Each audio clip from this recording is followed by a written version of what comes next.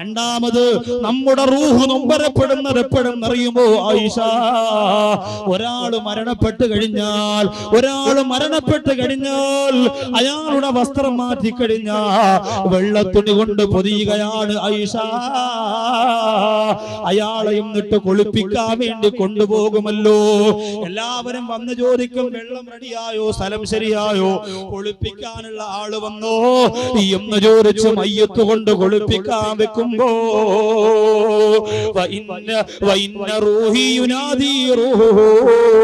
അവന്റെ റൂഹ് നൊമ്പരപ്പെടുകയാണ്. യാ ഇഖ്വാനി, എന്റെ മയ്യത്ത് കുളിപ്പിക്കാൻ വന്നിരിക്കുന്ന സഹോദരങ്ങളെ, എന്റെ ബന്ധുക്കളെ, എന്റെ ശരീരത്തെ സ്നേഹിച്ചവരെ, ആ റൂഹ് വിളിച്ചു പറയുകയാണ്, നിങ്ങൾ എന്റെ ശരീരത്തിലേക്ക് വെള്ളമൊഴിക്കുമ്പോ നിങ്ങൾ പതുക്കെ ഒഴിക്കണേ. ഫഇന്ന ജസദീ മുഹ്തരിക്കും ബിഖുറൂജിർ റൂഹ്, എന്റെ ശരീരമുണ്ടല്ലോ റൂഹൂരിയെടുത്തത് കൊണ്ട് കരിഞ്ഞു പോയിരിക്കുകയാണ്. ആ വാക്ക് നമ്മൾ ശ്രദ്ധിക്കണേ. ഒരാളെ തീക്കുണ്ടാരത്തിലേക്ക് വലിച്ചെറിഞ്ഞ് കത്തിക്കുന്നതിന്റെ വേദനയാണ് മരണവേദന പെങ്ങളെ. അല്ലാഹുവിന്റെ റസൂൽ പോലും ആയിഷ ബീവി റളിയല്ലാഹു അൻഹയുടെ മടിയിൽ കിടന്നുകൊണ്ട് ഇന്നലിൽ മൗതി ലസക്റാ, മരണത്തിന് വല്ലാത്ത വേദനയാണ് ആയിഷ എന്ന് പറഞ്ഞുകൊണ്ട് അല്ലാഹുവിന്റെ ഹബീബ്, ലോകം പടയ്ക്കാൻ കാരണക്കാരനായ ലോകത്തിന്റെ നായകൻ പോലും പൊട്ടിക്കരഞ്ഞു പോയെങ്കിൽ പടവങ്കോടുള്ള ചെറുപ്പക്കാരാ, വീട്ടിന്റെ പുറകില് കള്ളുകുപ്പി വാരിയിട്ടിരിക്കുന്നവനെ, നൂറുകണക്കിന് അന്യ സ്ത്രീകളോട് മണിക്കൂറുകൾ തോറും ചൊല്ലി സംസാരിച്ചുകൊണ്ട് സമയം ചെലവഴിക്കുന്നവര്, എത്രയോ ഇബാദത്തുകളെ പാഴാക്കിയവര്, അല്ലാഹുവിന്റെ ഖുർആൻ വീട്ടിന്റെ അകത്ത് അടുക്കി വെച്ചിരിക്കുന്നവര്, ഓരാ നേരമില്ലാത്തവര്, നിസ്കരിക്കാൻ സമയമില്ലാത്തവര്, എന്റെയും നിങ്ങളുടെ റൂഹ് എവിടെ കിടന്നാണ് പോകുന്നത് പ്രിയപ്പെട്ടവര്? മക്കയിൽ കിടന്ന് റൂഹ് പിരിയാനുള്ള ഭാഗ്യം നമുക്കുണ്ടോ? മദീനയുടെ മുറ്റത്ത് കിടന്ന് മരിക്കാനുള്ള ഭാഗ്യം നമുക്കുണ്ടോ? എത്രയോ സഹോദരങ്ങൾ ബാത്റൂമിനകത്ത് മരിച്ചു വീടുന്നു. എത്രയോ സഹോദരങ്ങൾ ബിവറേജ് ഷാപ്പിനകത്ത് അടി നടക്കുമ്പോ ഏവരെങ്കിലും വന്ന് പിടിവാളുകൊണ്ട് വെട്ടിയെറിഞ്ഞുകൊണ്ട് ബിവറേജിന്റെ കത്തളത്ത് മരിച്ചു വീടുന്നു.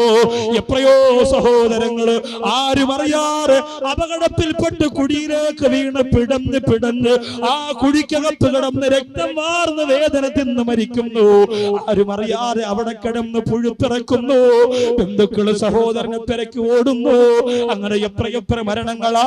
റെയിൽവേ ട്രാക്കിലേക്ക് വലിച്ചെറിയുന്നവര്, അപകടത്തിലൂടെ കത്തിക്കരിഞ്ഞു പോകുന്നവര്, വിദേശ രാജ്യത്തെ ഫ്ലൈറ്റ് അപകടത്തിലൂടെ ഭസ്മധൂളിയായി പോകുന്നവര്, എങ്ങനെയാണ് ഈ രാത്രിയിൽ വന്ന ഞാനും നിങ്ങളും മരിക്കുന്നതെന്ന് റബ്ബിന് മാത്രമാണ് അറിയുന്നത് പ്രിയപ്പെട്ടവരെ.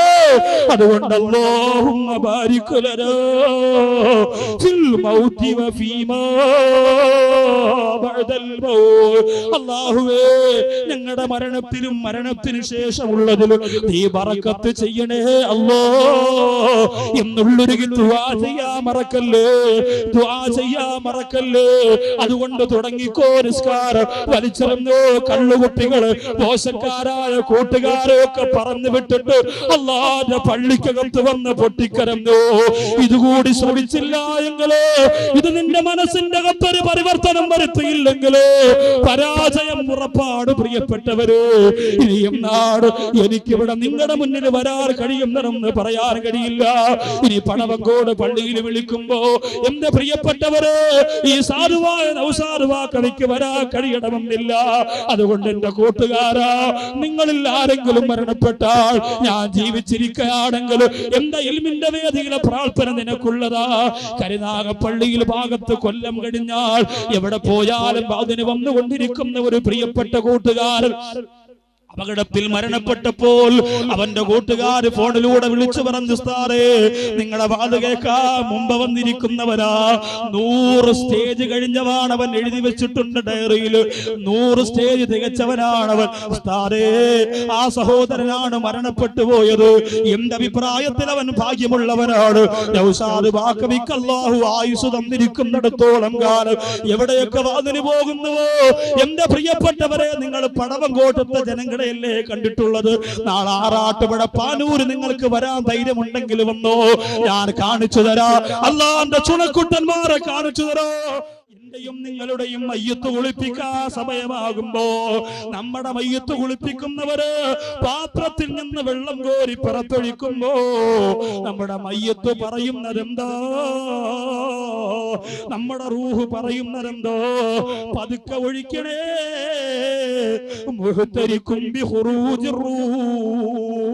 കരിഞ്ഞുപോയി, എന്റെ ശരീരം കരിഞ്ഞു കിടക്കുകയാണ്, അതുകൊണ്ട് വെള്ളമൊഴിക്കുമ്പോ വേദനിക്കും, അതുകൊണ്ട് പതുക്കെ ഒഴിക്കണേ എന്ന് പറയുമ്പോ മയ്യത്ത് കുളിപ്പിക്കാൻ ഒരു മോളുണ്ടോ?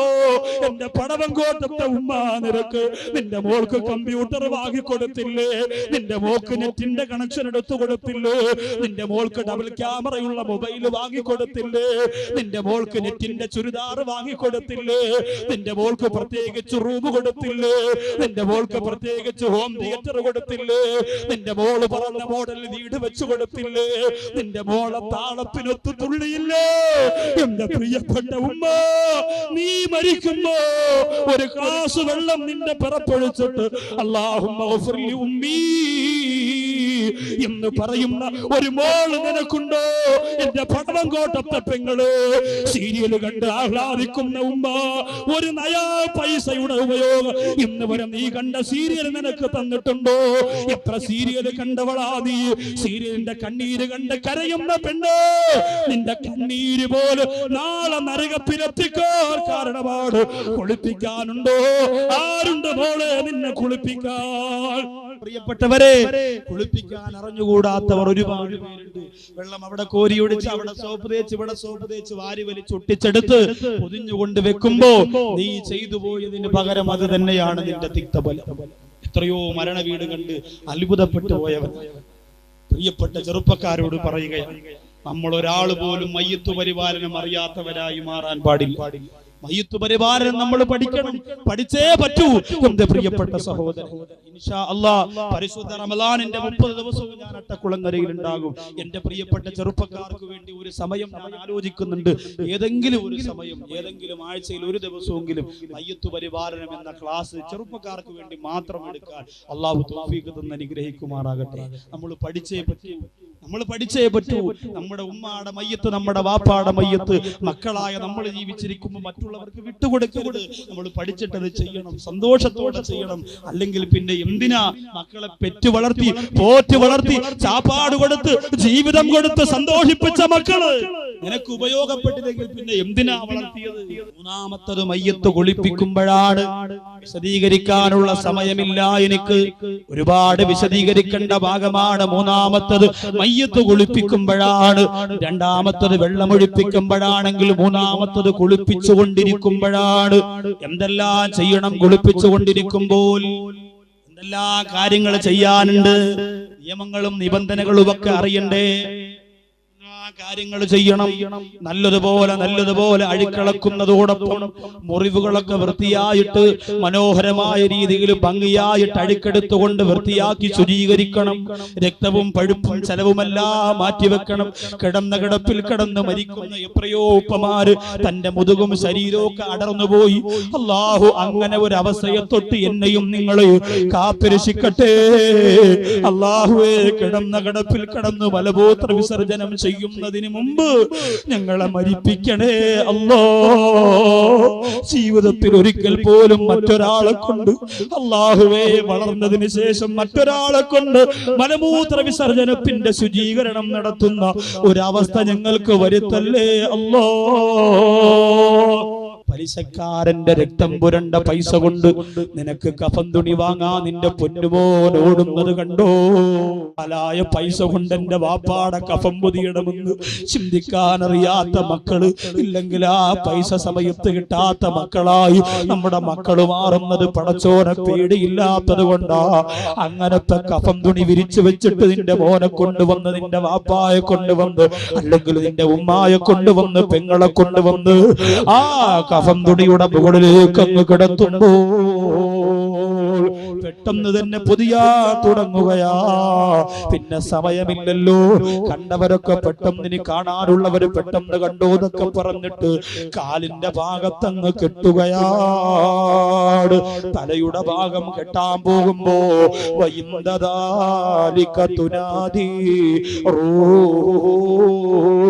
ആ സമയത്ത് റൂഹ് നൊമ്പരത്തോടെ വിളിച്ചു പറയുന്നു, അല്ലയോ ജനങ്ങളെ, എന്റെ കഫം പൊതിയാൻ വന്നവരെ, എന്റെ സ്നേഹിതന്മാരെ, എന്റെ ബന്ധുക്കളെ, എന്റെ കൂട്ടുകാരെ, ലാ തശുദ്ധ കഫന റഅസി, ലാ തശുദ്ധ കഫന റഅസി, എന്റെ തലയുടെ കഫൻ തുണി നിങ്ങൾ കെട്ടല്ലേ. ഹത്താ അറാ വജ്ഹ അഹ്ലി, എന്റെ കുടുംബത്തിന്റെ മുഖം ഞാനൊന്ന് അവസാനമായി കണ്ടോട്ടെ, അവരും എന്നെയൊന്ന് അവസാനമായി കണ്ടോട്ടെ. ഈ മുഖം ഇന്ന് കെട്ടിയാൽ ഇനി ജീവിതത്തിൽ എന്റെ മുഖം അവര് കാണൂലല്ലോ. നമ്മുടെ വീട്ടിന്റെ അകത്ത് വെച്ച് എത്ര മയ്യത്തുകളെ നമ്മൾ പൊതിഞ്ഞതാണ്, അവരുടെ മുഖം നമ്മൾ പിന്നെ കണ്ടില്ലല്ലോ. ഭർത്താവിന്റെ പൊതിഞ്ഞു, ഭാര്യയുടെ പൊതിഞ്ഞു. 2 ഭാര്യയുണ്ടായിരുന്ന 2 ഭാര്യയും മരണപ്പെട്ടു പോയ ഒരു സഹോദരൻ ഞാൻ ഇന്നലെ കണ്ടതാണ്. അല്ലാഹുവേ, ആ പ്രിയപ്പെട്ട സഹോദരിമാരുടെ ഖബറിടം നീ വിശാലമാക്കണേ അല്ലാ. അവസാനമായിട്ട് എന്റെ പ്രിയമുള്ളവരെ, ആ മുഖമൊന്ന് കാണട്ടെ എന്ന് പറഞ്ഞുകൊണ്ട് റൂഹ് നൊമ്പരപ്പെടുകയാണ്. അതുകൊണ്ടാണ് ചില സ്ഥലങ്ങളിൽ മയ്യത്ത് പൊതിയുന്നതിന് മുമ്പ് ചില കാരണവന്മാര് പറയുന്നത്, ഇനി ആരെങ്കിലും കാണാനുണ്ടോ, ഇനി ആരെങ്കിലും കാണാനുണ്ടോ? അവര് വന്ന് അവസാനമായിട്ടൊരു നോക്ക് കണ്ടിട്ടാണ് ആ കഫൻ തുണി അങ്ങോട്ട് മൂടുന്നതെങ്കിൽ അങ്ങനെ കെട്ടിയിട്ട് ആ വീടിന്റെ അകത്തു നിന്ന് മയ്യത്തെടുക്കുകയാണ്. വസുബഹ മാലൂകൽ മജ്മൂന ഖബാ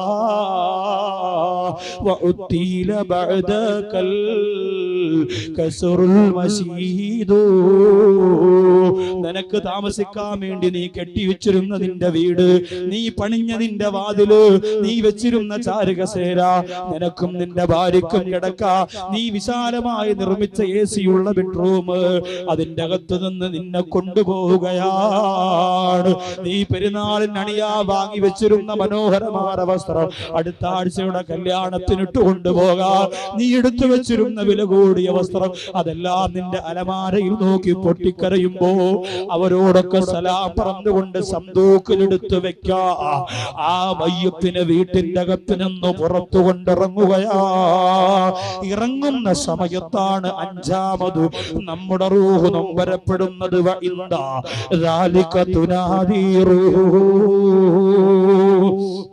ആ സമയത്ത് നമ്മുടെ റൂഹ് നൊമ്പരപ്പെട്ടുകൊണ്ട് പറയുന്നതെന്തെന്നറിയോ? അല്ലയോ ജനങ്ങളെ, പെട്ടെന്ന് കൊണ്ടുപോകല്ലേ, എന്നെ ഓർത്തുകൊണ്ട് അവസാനം എന്നെ ചിന്തിച്ചുകൊണ്ട് ആരുടെ നെഞ്ചാണ് ഇടിക്കുന്നതെന്ന് ഞാനൊന്ന് കാണട്ടെ. ഞാൻ കൊടുത്ത വീടിന്റെ അകത്ത് എന്നെ ഓർത്ത് അവസാനമായി മനസ്സു നോവുന്നവരാരാ എന്ന് പറഞ്ഞുകൊണ്ട് വീടിന്റെ വാതിലിലേക്ക് എവിടെ പോയാൽ ആ വാതിലിൽ അവന്റെ ഭാര്യ വന്ന് നിൽക്കുമല്ലോ.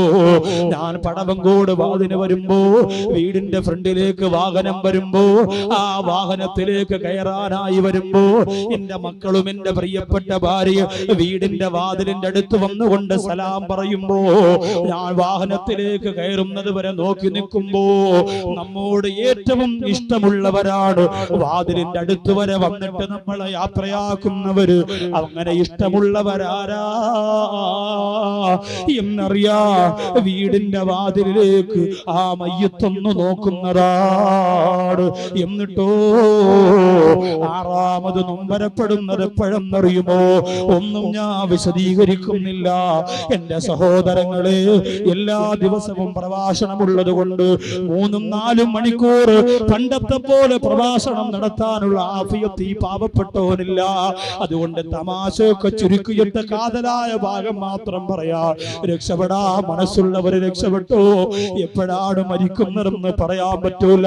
എന്നായാലും ഒരു ദിവസം പോയല്ലേ